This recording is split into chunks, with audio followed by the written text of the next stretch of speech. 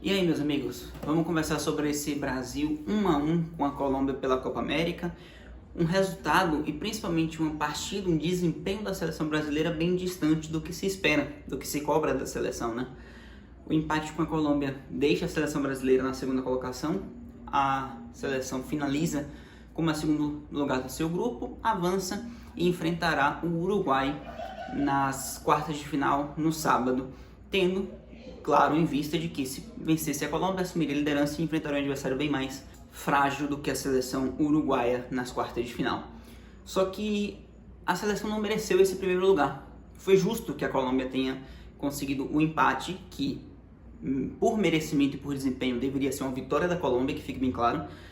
E o resultado de empate, e principalmente a liderança da Colômbia, é extremamente justa. Uma seleção colombiana que vem de 25 jogos, agora 26, de invencibilidade, são 20 vitórias e 6 empates, e uma seleção colombiana que segurou o ímpeto brasileiro nos primeiros 15 minutos. A gente percebeu uma movimentação da seleção no início do jogo, buscando bastante a partida, a seleção claramente tentando e vislumbrando algumas oportunidades, principalmente pelo lado do campo, até porque a falta que um 9 faz ainda é notória, e eu acho que vai continuar sendo, enquanto o Dorival ele não dar mais vazão, inclusive a vazão que se espera para o Endrick.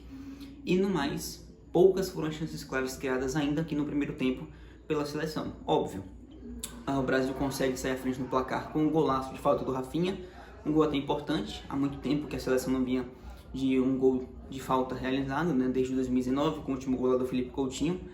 Mas, apesar da belíssima batida, da cobrança magistral do Rafinha, foi basicamente o que ele fez no jogo. E talvez, mesmo que ele tenha feito pouco, ele fez mais do que o Vinícius, né? Eu vi o Bruno Formiga dizer, um cara que eu assisto parte das análises dele, de que o Vini é esse jogador de tentativa e por vezes erro, por vezes acerto. É um jogador que precisa tentar. O jogo dele passa muito por isso, né? Por essa proatividade dele, digamos assim, de tentar e buscar jogada individual a maior parte das vezes. Quando ele acerta, excelente, como foi contra o Paraguai, na vitória da seleção brasileira por 4-1, né? Que o Vini faz 2 gols e tudo mais, e que majormente deu a confiança para a seleção brasileira, que vinha de um empate contra a Costa Rica, recupera a confiança contra o Paraguai e vem com esse ímpeto para enfrentar a Colômbia. Mas, quando ele erra, fica a imagem de um cara que tentou muito e errou muito. Assim como foi contra a Costa Rica na primeira partida, eu acho que hoje foi inclusive pior. No caso ontem, já que esse vídeo está saindo pela manhã. O Vini tentou bastante, mas foi ineficaz. O Munhoz, lateral direito da Colômbia, fez uma partidaça. Inclusive o gol colombiano é dele. Poucos minutos depois de um lance que gerou muita reclamação da seleção brasileira, que é o do pênalti que o Vinícius Júnior sofreu, que para mim, na minha visão, também é pênalti. Eu concordei com a análise até dos comentaristas da Globo. Para mim, o Vini tira a bola do alcance do Munhoz e sofre a falta. Tem um contato com a perna do Vini, para mim é pênalti, mas curiosamente, o VAR nem chamou para o juiz analisar e o juiz deu o recomeço da partida com um escanteio. Isso pode ter afetado psicologicamente a seleção brasileira? Pode, mas não deveria. Porque por mais que estivesse a ponto de conseguir um segundo gol, a chance de um pênalti equivaleria a isso, né? Mas você não pode perder a concentração psicológica por conta de um pênalti não marcado. A gente sabe como, inclusive, a seleção brasileira enfrenta alguns problemas assim a nível de competições da Conmebol, em times brasileiros. E, querendo ou não, por mais que a Colômbia venha nesse retrospecto, a gente espera uma vitória da seleção brasileira. E para o planejamento e para o que o Dorival precisa fazer para se estabilizar no cargo e para ter confiança que a seleção brasileira precisa num ciclo de Copa do Mundo, ele tinha que passar em primeiro do grupo, ele tinha que vencer a Colômbia, ele tinha que principalmente ter conseguido um resultado melhor contra a Costa Rica. O Brasil sai dessa fase de grupos com um retrospecto majoritariamente duvidoso, questionável.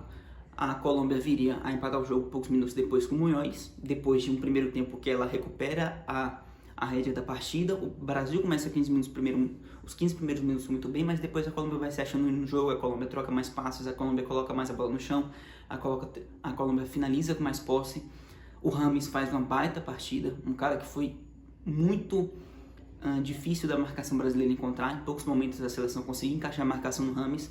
É até curioso, porque é um cara que há muito tempo em clubes não consegue render, e na seleção ele se sente ambientado, ele se sente confortável para atuar, o que ele mais sabe fazer, né? O que não dá para negar que o Rames é um jogador muito bom. Ele beira quase o nível de craque no auge dele.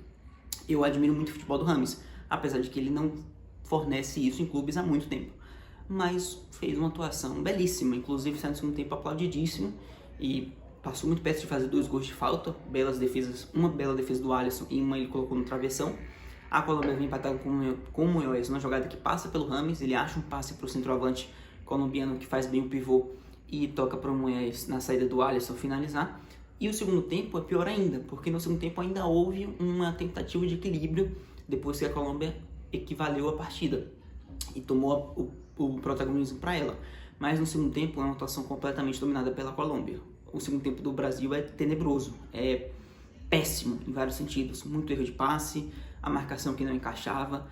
Com 65 minutos, a torcida colombiana já gritava olé, com a Colômbia trocando passes, com a Colômbia fazendo movimentações, dominando as ações ofensivas, jogando no campo da seleção brasileira. Quando a seleção brasileira recuperava, a Colômbia rapidamente conseguia a posse de bola novamente. Foi uma partida muito boa da Colômbia e muito ruim da seleção brasileira no segundo tempo, muito fruto do que é o período de cada uma das seleções, né? A Colômbia vinha de 25 jogos de invencibilidade, o Brasil vinha de uma vitória contra o Paraguai, mas antes tinha uma atuação questionabilíssima contra a Costa Rica. E no mais, a Colômbia ainda teve mais algumas oportunidades de virar a partida. O Borré perde um gol praticamente dentro da pequena área que ele finaliza para fora, por cima do gol. E se a seleção brasileira fez alguma coisa no segundo tempo, é justamente o último chute praticamente do jogo do Andreas Pereira, finalização que ele recebe de fora da área, ele recebe a bola de frente para o gol. Excelente momento para finalizar, finaliza, e o Camilo Vargas faz uma belíssima defesa. E diga-se de passagem, muito justo que ele tenha feito essa defesa, porque uma vitória da seleção brasileira maquiaria, ou seria bem ao contrário do que foi o desempenho.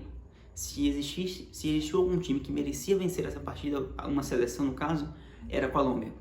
E justamente ela vai como líder do seu grupo, vai enfrentar um adversário bem mais frágil do que o Brasil, que tem um adversário sábado, que é o Uruguai, muito difícil. O Uruguai faz uma boa Copa América, o Uruguai vem de um ataque bem poderoso, com Darwin Núñez e tudo mais, o Valverde passa muito bem, uma seleção que não é o auge do Uruguai no século, mas é organizada, tem um trabalho bem feito e é extremamente difícil de se enfrentar, né? A gente sabe como os uruguaios são, assim como os argentinos, é difícil de enfrentar, é um jogo muito físico, muito faltoso, e o Brasil psicologicamente não parece bem para esse tipo de situação. Acho bem arriscado que a gente tenha a seleção brasileira eliminada nas quartas de final no sábado. Daqui para lá a gente vai verificar, quem sabe a gente não vem com uma notícia diferente dessa no domingo. Bom, deixem nos comentários o que vocês acharam desse jogo. Eu acho que o comentário principal deveria ser que foi decepcionante, mas no mais, muito obrigado pela sua audiência, valeu, tamo junto, compartilha que nos ajuda muito, tchau.